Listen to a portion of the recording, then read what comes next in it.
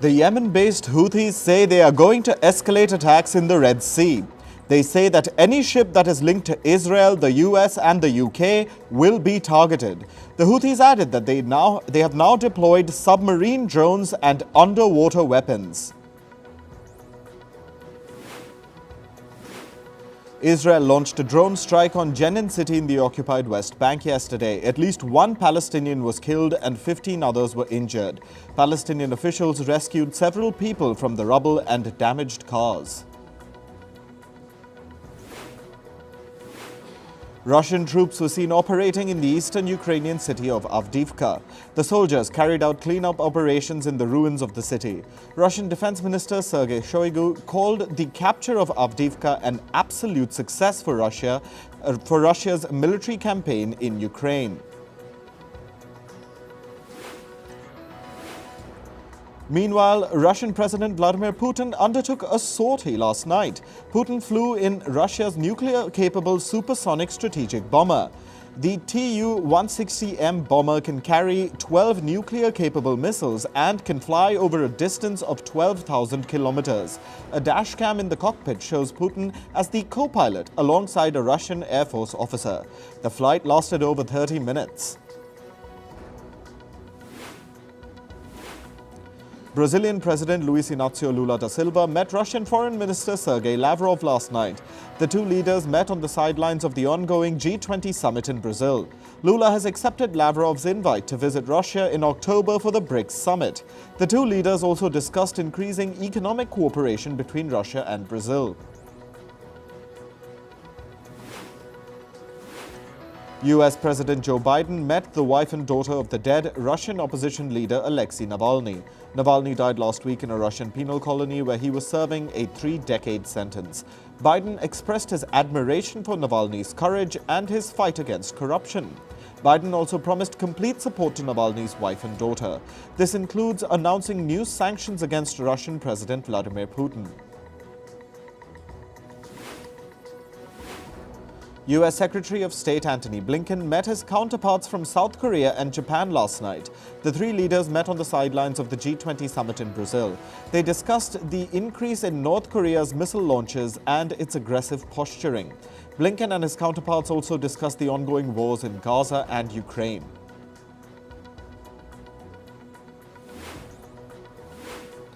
Denmark has announced a military aid package worth over $240 million for Ukraine.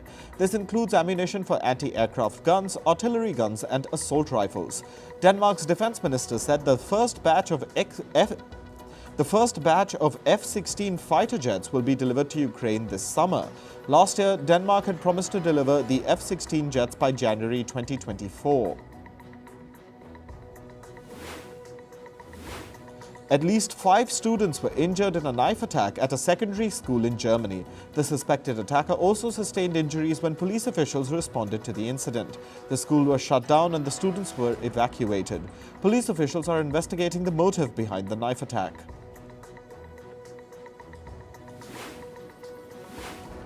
The European Union's law agency, Europol, has dismantled a large migrant smuggling network in Germany. At least 19 people were arrested. The suspects allegedly charged migrants from West Africa up to $3,000 to cross into Europe. The gang ran a boat service where they would load 50 migrants on a vessel which was suited for just 10 people. Almost 900 police officials from Germany, Belgium and France were involved in the operation. At least 4 people have lost their lives after a 14-story residential building caught fire in the Spanish city of Valencia. Hundreds of firefighters were rushed to the scene to combat the blaze.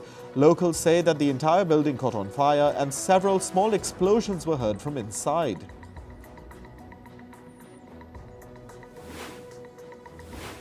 South Korea raised its health alert to the highest level last night. This comes after over 9,000 doctors staged a walkout in protest against the government yesterday. Hospitals have been forced to send patients home as young doctors refuse to work. The doctors are protesting the South Korean government's decision to increase medical student intake in the country. Senegal's President Macky Sall says he will leave office on the 2nd of April. This is when he will complete his 5-year term. Sall added that elections for a new president will not be held in the West African nation until he leaves office. Senegal has been in turmoil after elections scheduled for the 25th of February were postponed by President Sall. The Ecuadorian army has regained control of the country's Cotopaxi prison. The military raided the prison last month in order to take back control from inmates and criminal gangs. Authorities say that they're looking after the 4,000 incarcerated people who are inside the prison. Cotopaxi is Ecuador's largest jail facility and it was inaugurated in 2014. On to climate news. An out-of-control wildfire has forced the evacuation of more than 2,000 people in Australia's Victoria state. Around 1,000 firefighters and 50 aircraft have been deployed to contain the massive blaze. Australia's weather department has issued fire danger warnings for several districts of Victoria due to hot and dry winds. The South American nation of Guatemala is battling wildfires on the slopes of the iconic Agua volcano. Firefighters used 2 helicopters to drop water and extinguish some of the flames yesterday. An orange alert has been issued due to the magnitude of the fire. All agricultural and tourist activities have been suspended around the area. Mexico's Popocatépetl volcano has been erupting daily for almost a week. Authorities have declared a yellow alert after it spewed a 3-kilometer column of ash on Tuesday. Residents in Mexico's Puebla city have been warned to watch out for ashfall. The volcano is located just 70 kilometers away from the capital, Mexico City. Heavy rainfall triggered floods in the Brazilian city of Rio de Janeiro. Several vehicles were partially submerged as residents waded through muddy floodwaters. According to reports, Rio was also struck by a storm on Wednesday that killed 8 people.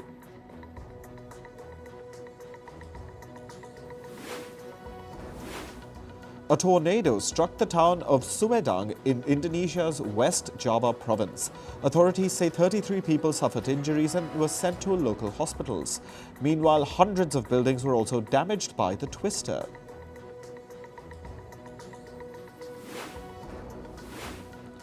Wastewater is threatening wetlands and wildlife in the European nation of Serbia. The country is dumping raw sewage directly into the Sava River. This is polluting the waters of the capital city, Belgrade. According to the Serbian government, Belgrade's wastewater is enough to fill up 60,000 Olympic swimming pools each year.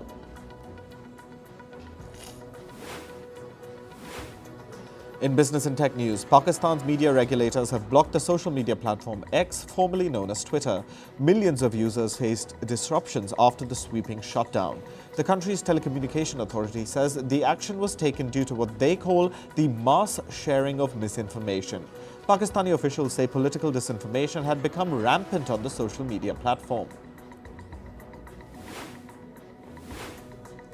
The Supreme Court of India has ruled in favor of tech giant Apple. India's top court says that Apple does not have to track stolen iPhones. The court also called the hearing unwarranted. The case had been filed by the Odisha State Consumer Commission. The state body had decreed that Apple was obligated to trace stolen iPhones since they manufactured the device.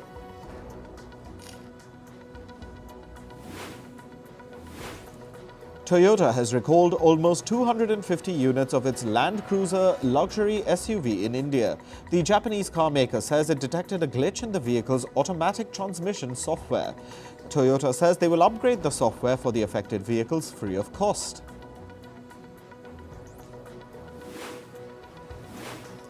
Mercedes-Benz is delaying its electrification goals by at least 5 years. The German carmaker says it will increase the production of its combustion engine models.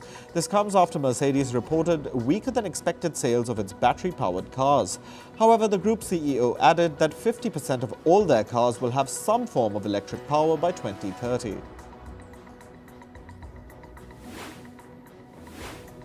Hyundai Motors has announced a plan to invest over $1 billion in Brazil. The investment will focus on technology and hybrid cars. Brazil's President Luiz Inácio Lula da Silva has approved the deal with the South Korean automobile maker. This comes just weeks after Brazil agreed to a similar deal with German automaker Volkswagen. General Motors' self-driving car unit Cruise is all set to resume testing its robo-taxis on city roads. The American state of Texas has agreed to test the driverless cars. The first trials will be held in the cities of Houston and Dallas. This comes after Cruise suspended its operations after an accident in San Francisco last year. A robo-taxi had dragged a pedestrian who fell on the cab after being struck by another car. Thousands of mobile phone users face disruptions in their services after a cellular outage in the US.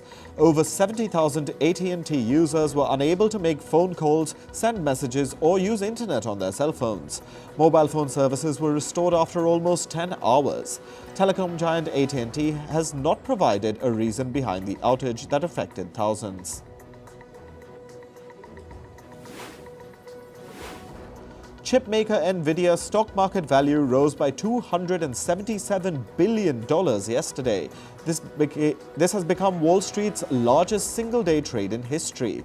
The company's stock soared by 16.4% yesterday. Nvidia's market capitalization is now projected at $1.96 trillion.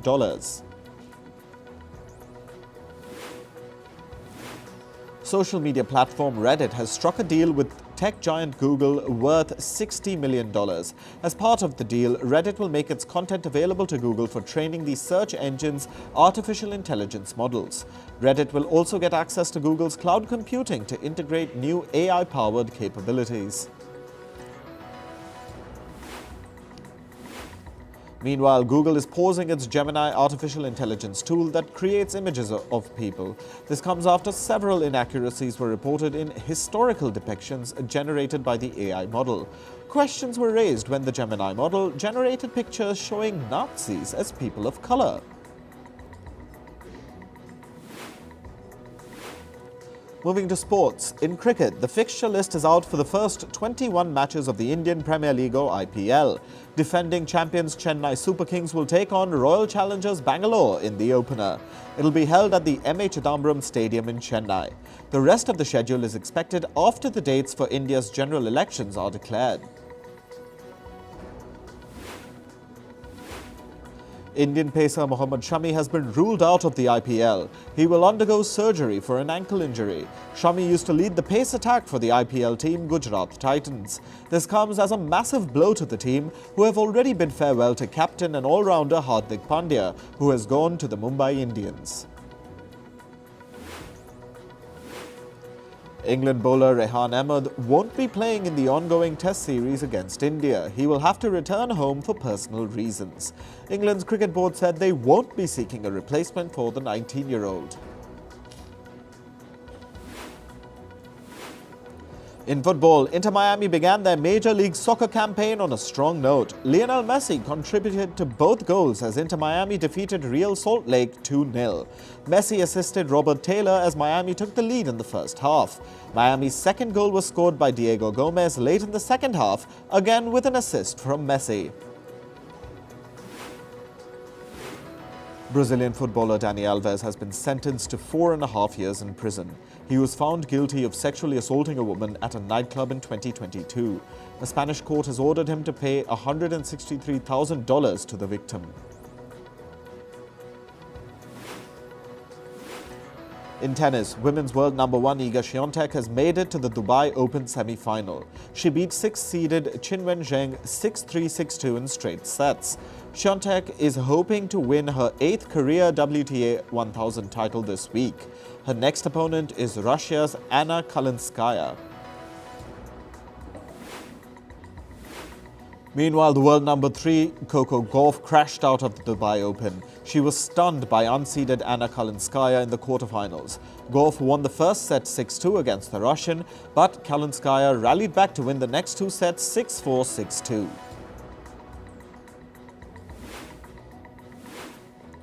In golf, Tiger Woods' son Charlie Woods failed to qualify for the PGA Tour event, the Cognizant Classic. The 15-year-old was competing in a pre-qualifying event in Florida. Charlie fired a 16-over par score of 86, failing to earn one of the 4 spots for the final qualifiers on Monday.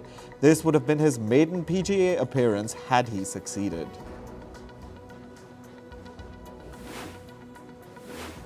A funeral for Kenya's marathon world record holder Kelvin Kiptum is being held today. He was killed alongside his coach in a traffic accident on February 11th. Kiptum will be laid to rest in Chepkorio village in Kenya. Hundreds of Kenyans walked alongside Kiptum's coffin as it arrived for final rites.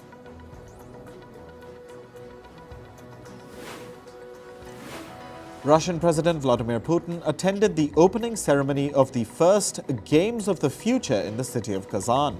This is a first-of-its-kind sporting event that blends cyber and classical sports. The ceremony featured dancing robots and talking holograms. In the world of entertainment, Hollywood actor Tom Cruise's relationship with Russian social figure Alexei Navalny has ended. Reports say that the couple have amicably parted ways. The duo attended a charity event in London but came separately. Tom Cruise and Alexei Navalny had started dating in December last year. Meanwhile, Tom Cruise has reportedly been signed by Warner Brothers Studios for an untitled film. He's also in talks to produce the film.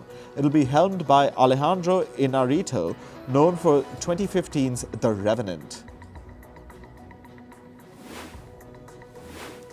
The buzz around the upcoming Superman legacy film is at an all-time high. The CEO of DC Studios, James Gunn, shared a glimpse from the table reading session of the film. The cast gathered in Atlanta in the U.S. state of Georgia for the special session. Actors like David Corenswet, Rachel Brosnahan and Nicholas Hoult were seen smiling in the picture. The shooting schedule begins next month. The hit Amazon Prime's video series The Boys is returning for its 4th season. The streaming platform announced that the new season will release on the 13th of June. The final episode will stream on the 18th of July.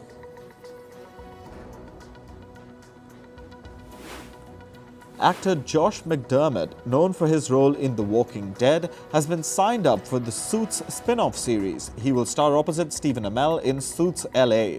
The story revolves around Amell's law firm in Los Angeles which deals with criminal and entertainment law. Actor Sam Waterston bid adieu to the series Law & Order after featuring in almost 400 episodes. His last episode aired yesterday. Waterston joined the series in 1994 in the role of an executive assistant. Actor Tony Goldwyn will now be stepping into his shoes. Singer and actor Selena Gomez released her first single of the year yesterday. The song is titled Love On and is about finding love. It is inspired by Gomez's love and adoration for the city of Paris. The video has been helmed by French director Greg Orel. Music icon Elton John's personal items were auctioned for over $8 million in New York. The items went under the hammer at Christie's auction house, both online and offline. The collection included items like his ivory and gold glam rock jumpsuit, monogrammed silver boots, and artwork. A pair of sunglasses used by Elton John sold for approximately $22,000. Former talk show host Wendy Williams has been diagnosed with dementia. Her medical team stated that Williams got her diagnosis last year. According to reports, she may experience a loss of motor skills like walking and swallowing. Prada's modern cold weather collection for Milan Fashion Week was all about bows, aprons, silken slips and hats. The designers seem to have tapped into the rising TikTok trend called coquette. The trend highlights TikTok's obsession with bows and pastel colors. Prada added its personalized touch by adding darker shades to the runway.